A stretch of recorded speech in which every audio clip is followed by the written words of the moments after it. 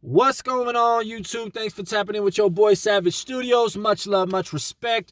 Bright and early, you know I had to release a banger for you. Okay, we talking about Robert Galvan, right? AKA Phantom. This dude was literally coined the poster boy for the death penalty by the district attorney. His last name's Snyder. I'll figure out the first name of the district attorney. I'll also include a link to Robert Galvan's full story. Whether it's Galvan or Galvan, I'm not sure. All I know is we knew him by Phantom. I was in Corcoran's shoe at the same time he was in Corcoran's shoe. He had left to death row not too long after whatever he did.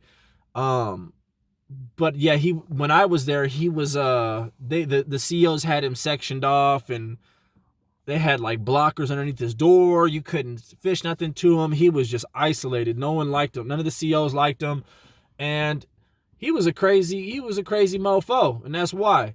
He was the perfect example of what I tell you guys when I talk about, cell living with your celly. Don't disrespect your celly.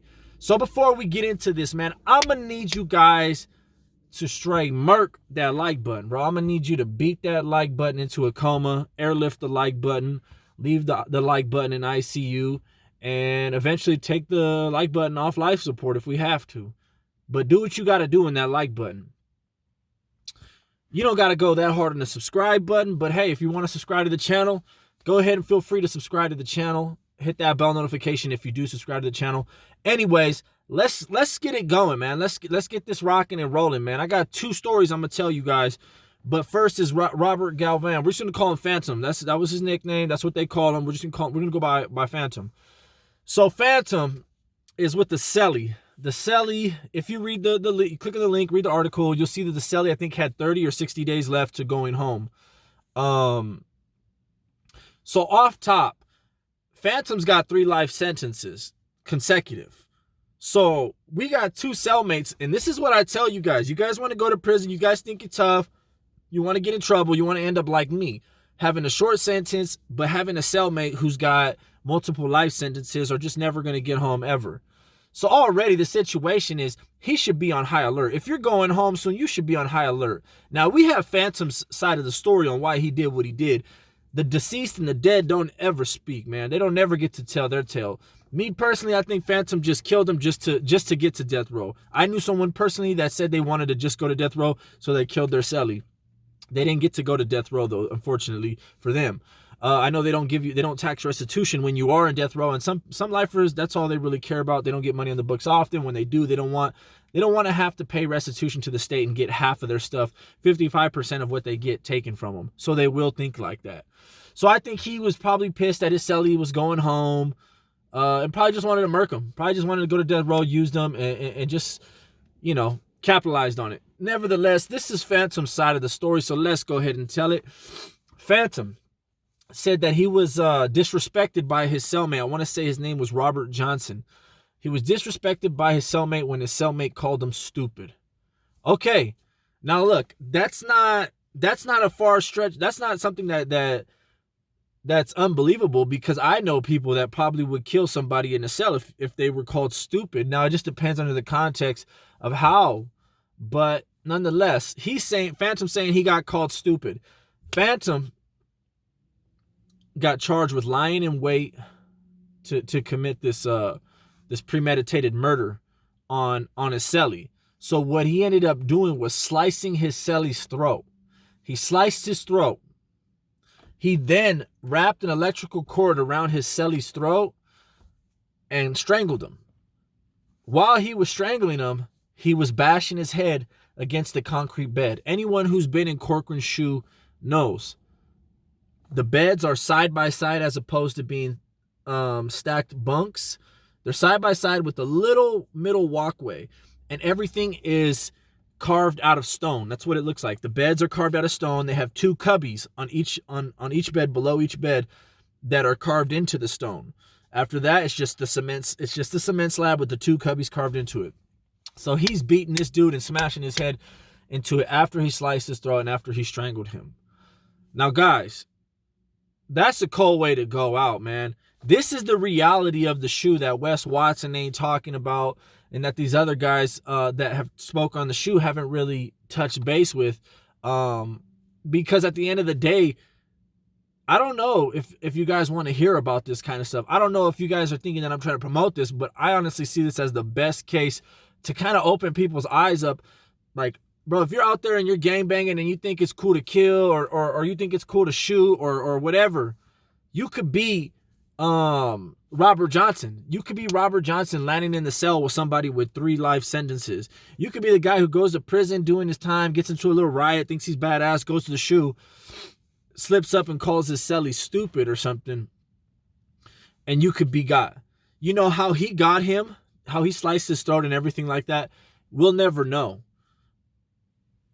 But what we do know is that he got him drunk off Pruno. He got him drunk off of inmate manufactured wine before he did everything that he did. Then he sliced his throat, strangled him, and whatnot. So let's just be real. Phantom probably made a fire batch, because anyone knows anything about Pruno, about wine, jailhouse wine could be made so strong to where just a few cups and you're already bent, really drunk. Now, we make gallons at a time in there. We make gallons, and that's a whole nother process. So think about it. Phantom's already got it in his head he's going to murk this dude in the most cold, cruel, vicious manner possible. Does he want him awake, or does he want to get him so inebriated and so drunk that old boy is practically asleep or blacked out? Or was he fully blacked out? We don't know. But if I'm thinking with the very meticulous and malicious frame of mind, I'm going to get you so blacked out drunk. I'm going to get you, if I just want to kill you. I'm not saying I'm trying to sit here and fight. He probably didn't want to bother fighting him. He's like, I just want to kill the dude. I want to murder him. Okay, well, shit. Black him out drunk, then you can do what you got to do. So I think that's what happened to be the case in this scenario, man. I think he blacked him out drunk. As he was blacked out drunk, he probably just went to town. Now, this happens quite often. Alcohol in prison is always used as the number one kill your cellie tactic, right? Get your cellie, you know what I mean? It's just the number one way to just catch him off guard, put him off guard. So that's what he did. This dude, Robert Galvan, man, Phantom, I'm sorry, we were supposed to be calling him Phantom this whole time. Phantom, after that, ended up attacking his public defender. He broke his public defender's nose while in court. This man shackled at the waist and at the feet, so you know it was a headbutt, a really good headbutt. And then decided to be his own lawyer going forward in this case. Since then, he's in San Quentin awaiting the death penalty, which will either come or won't come. But this man not only did that, but he also stabbed a correctional officer 5 times. He stabbed him so bad, the CO retired. It was over with. That was game over. He had to retire. That's how badly he stabbed him up. So this dude, Phantom, ain't no joke. This is the case for a lot of people in California prisons. A lot of lifers in California prisons mind their own business and they do their own time. They're just regular guys on the yard. You see them. But the difference is if you push them past and you get comfortable with your cellmate and you think it's all gravy to joke or you're getting an attitude with them, because we're all human. We're creatures of habit. So you get an attitude with your cellie. Don't ever be dumb and forget that he's doing the rest of his life in there, you know, that he ain't never going home, and that it's nothing to kill another human. It's actually pretty easy. It's not the hardest thing to do. So another scenario that this reminded me of when I was tripping out on it, man, because I don't even know. I actually used Phantom's picture in my thumbnail about the Bulldogs because he's a Bulldog. Whether or not he's PC, GP, these fools can all talk crap about him because he's no longer GP. But come on, the dude's a murderer. You know, the dude's a cold-hearted killer regardless of how you spin it. So what it got me to thinking about a story that kind of was a little bit closer to me, you know, because although I was in Corcoran with Phantom, he was in a different section. We were in the same block. He was just in a different section. But this dude, one of my boys, right? It was two homies, right? I didn't really know one of them as good as I knew the other one, but one of them was G from Rockwood, the homie G from Rockwood. Crazy bro. You know, I used to work out with him. He's always was intense, you know, big old, you know, big head, gorilla looking motherfucker, you know. we were all in Kern Valley and Ad Seg in the hole, and I had just barely transferred. So a couple months goes by and homies are coming from Kern, and I'm like, hey, what's up? How you guys been? And they're like, bro, G tried to kill his celly, bro. He tried to murk him. And I'm like, wait a minute. He tried to kill his celly. I'm like, who? Specs? Another homie named Specs from Corona. He's like, yeah. He's like, he got him drunk and threw a gang of Seroquel in the batch, in whatever they were drinking. Anyone who knows anything about pills or medication, you know that Seroquel will get you tired, very quick. You'll pass out. And if you're given too much and you overdose on it, I can only imagine how fast you're going to black out. So they're getting drunk. He's dropping Seroquel in his cup and his drink. And then before you know it, Specs starts blacking out. Specs is not a small dude. He's a big guy. I heard he's like 6'4". He came off a different yard than me. I was C yard. He was D yard. But he was a big boy. G was a big boy, but G wasn't like 6'4", nothing like that. But he was still a big boy. He's maybe 6 foot, just, solid 2-something, 230, 240. These are big boys in the cell, regardless. So they're getting them drunk. And how G put it to me, because I saw G later on in Corcoran Shoe, and I asked him about it. He said that Specs had got a kite saying to get off on G, to beat his ass or try to whatever in the cell. He shared that with G as the courtesy. What I was telling you guys, you got to always share the kites with your celly. Some guys, though, are just still too paranoid. So this is the case here. He gets the kite, shares it, and he's like, look, they want me to move on you. He says, but I ain't going to do shit, bro. It's all good. G still wasn't okay with trusting him to be his cellmate. But a lot of guys have too much pride to sit there and say, hey, CO, we can't be cellies. Can you move us? So what he did was he got him drunk, drugged him, started smashing his face with a cup, and started slicing his face with a razor blade or with razor blades. I don't know. I've heard that there was a lot of razor blades. And he left Specs looking real scarred up. Scars all over his face. This, my friends, is the situation that takes place a lot more commonly than you guys understand. You guys want a video about the shoe? Well, here it goes. A video about the shoe consists of madness and chaos, something that you guys really don't understand. And for those of you who do understand, then you know exactly what I mean, man. Get up in that comment section and help me educate other subscribers who are interested in this kind of stuff or have family in the pen. Because it's all, you can say whatever you want to say, but there ain't nothing like losing your life in a prison cell in the most vicious way possible. Getting your throat slit, getting choked out with extension cords and bashed over the head. I had another homie, an older homie.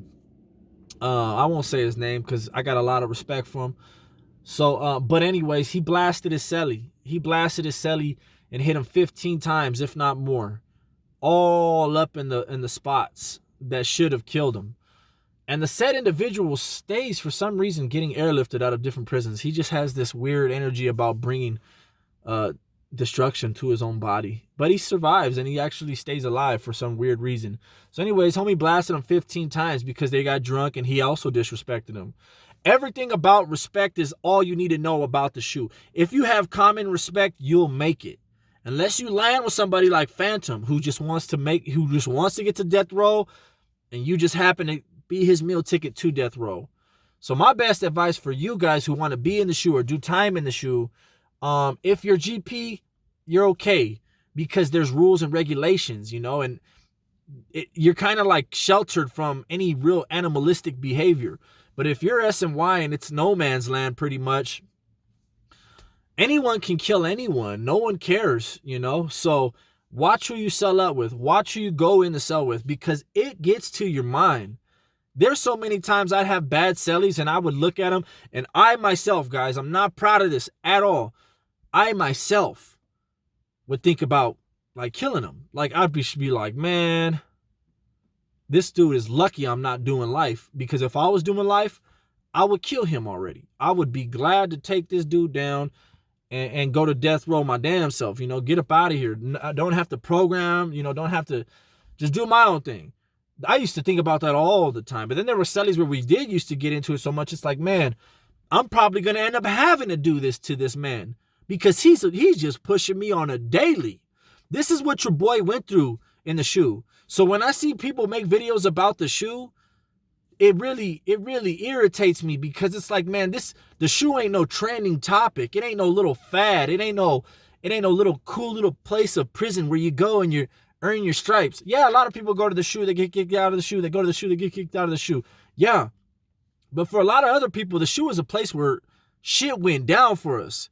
We were put in positions where we were having a politic, or we were having to keep our name or our head above water because people were trying to hate, on paper behind our back. We were put in positions where we had screwed up ass cellies. You're spending 24 hours a day with this celly. If you don't like him, you got to figure that out. Like a damn Jenga puzzle. You got to figure it out. And you can't go to the COs because you got too much pride as a man.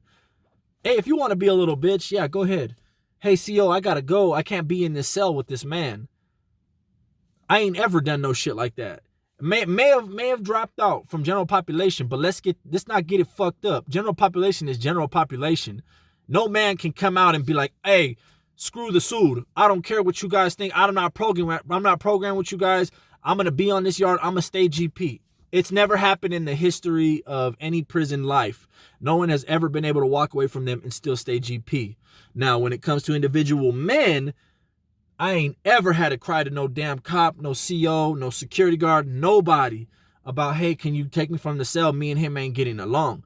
Nah, because if we talking about Alpha and Omega, doggy dog in the cell, hey, I'm game. That's where my head used to be. So, the shoe, it ain't cute. It ain't cool.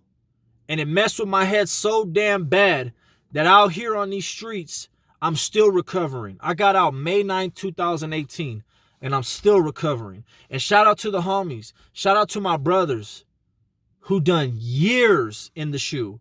Yeah, I spent 8 years out of my 10 years in the shoe, but I had breaks going back to the yard, transferring to this yard, transferring to this yard. Even if I stayed there 6 months at a time, I still got to leave and stretch my wings a little bit. Then it was back to the shoe. But shout out to my brothers who spent 6, 7, 10, 15 years at a time in the shoe. Them individuals, they couldn't get out. And if they could ever get out, I don't know how long they'd last, man. Because just for my situation, it's like people go to war and they're shell-shocked and they get this PTSD from war. I've been clinically diagnosed with PTSD for years. For years. I got it bad for so long, up until just recently. I did not want to admit it because admitting that to me was always some kind of weakness. But the truth is, it left its black hand on me. It left all of its dirty fingerprints all over me. And every day I wake up, man, the struggle ain't like it's hard to get up out of bed. Honestly, I go to the gym, I do my routine, I go everywhere, and I cruise, man, and it looks like I'm having a blast on surface level. But I function differently up here. I move differently up here. And some days I wonder to myself, man, is it only a matter of time if someone crosses me or really disrespects me where I end up back in prison like for life? I have to question myself. Normal people don't got to get at themselves like that. Like how I get at myself, normal people don't get at themselves like that. It ain't even about being hard. Half the time when I'm out in public, I ain't trying to act hard or peacock. I feel uncomfortable. I don't feel comfortable. I feel very uncomfortable. So I'm that guy looking around. No, ain't no one trying to be hard. Just I look around. I'm always around my surroundings. When there's too many people, loud conversations, it's like, man, it's not my cup of tea. I'm already out of my zone. When I'm feeling good and comfortable is when I'm headed back home to my little bubble. Just like the shoe. My little bubble. It's so dog eat dog in prison. That's no lie. Prison sucks. The shoe is pretty much gone, closed, and it got softer. The shoe used to be worse in the 90s and in the 80s before I even got there. So what am I complaining about, right? But if you were in the shoe and actually in the shoe, it's a crazy concept, man. When death is around you, people are killed in a cell. People, even if someone you know, your boy, kills his celly, you look at him and you just like, you ponder, like, wonder what his mind was doing.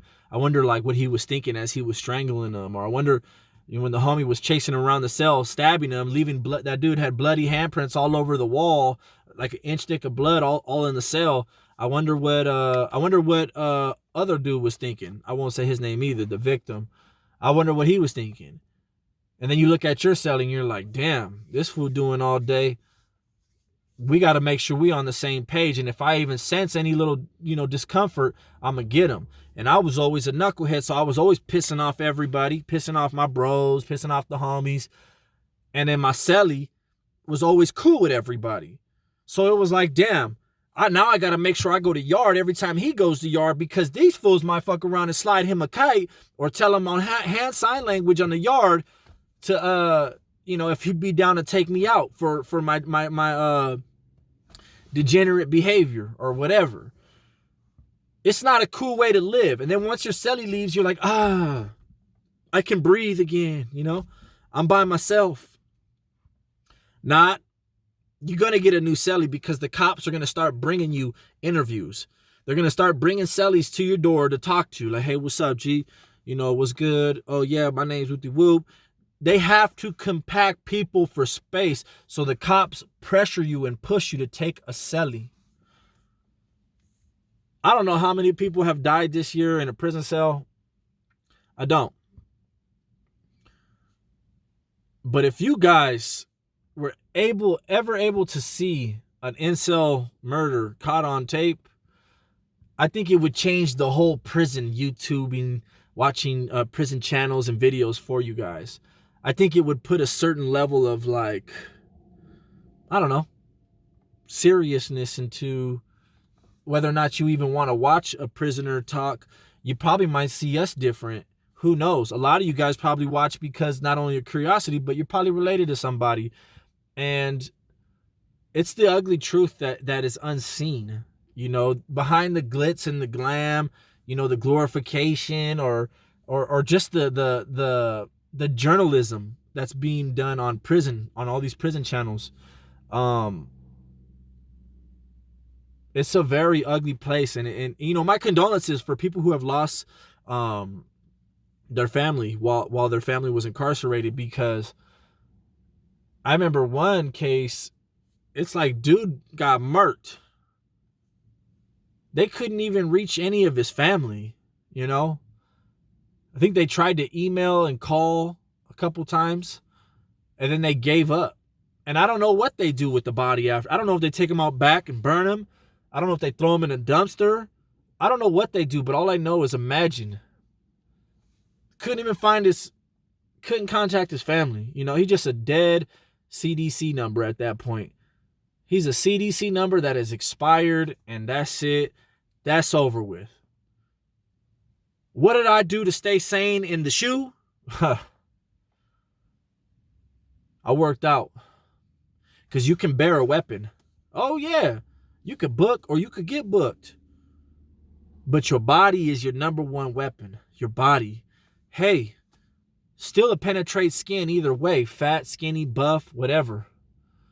But muscle, strength, endurance, that might just save your life. That might increase your chances just a little bit. And anyone who's got 2 pennies to rub together in their brain would always love to increase their odds and their chances for survival. So if I wasn't working out, I was reading.